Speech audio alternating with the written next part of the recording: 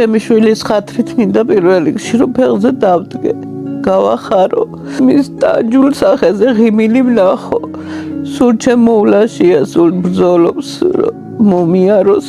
მოვიტეხე მეჯის ძვალი და არასწორად არის შეხორცებული და საჭიროებს მთლიან შეცვლას. ძვალი გამოსაწერია გერმანიიდან, არაფინანსებს საქართველოს სახელმწიფო და საფასური არის 12,500 ევრო, რაც არ აქვს ჩვენ შესაძლებლობა და ამისთვის მოგმართეთ დახმარებისთვის. ჩვენ გვაქვს პენსია ჩემი, წამლებში მიდის ძირითადად ჩემი პენსია და სოციალური გვაქვს 50 ლარი, მეტი არაფერი.